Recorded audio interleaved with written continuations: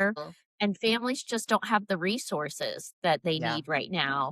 So if their child's in the hospital, the last thing that they can think to afford is a new toy or a new arts and crafts thing to right. distract them. So if we can support the hospitals that are supporting those children and those families, then I think that's a great way we can keep supporting families in need at the most difficult time in their lives. And I think it's such a powerful way to bring joy into these spaces that can really feel heavy. It's a lot on a family to pack up every single month and go to infusion clinic and sit there for 8 hours. And sometimes you're bringing siblings along also. So when you Yes. have that, and then you have, the nurses going into the toy closet to help alleviate some of that stress that the mom is feeling, just trying to get the medical child taken care of, and then you have the siblings, and the nurses are there trying to make it better, and they have these resources because of people like you. Yeah, it gives us so much joy just to be able to offer that to families. And the irony is, for me, it doesn't get past me that we'll make these donations on June 2nd, and then our youngest, B, was getting infusions at All Children's Hospital, and All Children's was one of the hospitals we had donated to.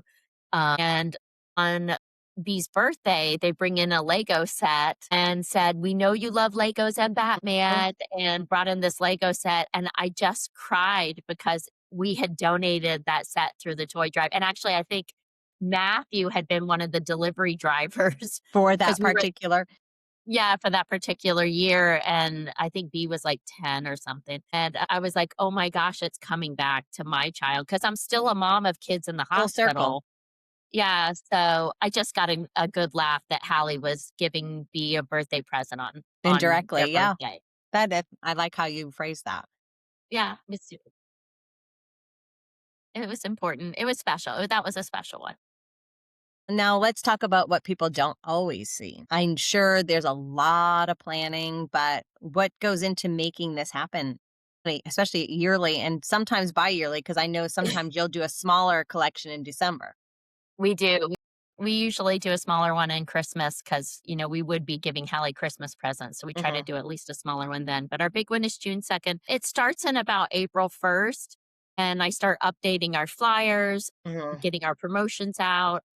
My collectors in Florida and Illinois got ahead of me. They reached out to me Oh, before I reached out to them. So Tracy and Lizzie reached out to me and were ready to collect in Florida. And actually, Tracy Korn is for her birthday. She's asked because her birthday's in May, like mine, and she's asking for donations for the toy drive. And Caitlin's having her company, Pfizer. She's doing a collection through her office. I think she works in Wisconsin, but they deliver to the Children's Hospital in Chicago, Illinois, because they're right on the state line. And so Pfizer has been phenomenal to allow her to promote it with their employees that in is that awesome. area.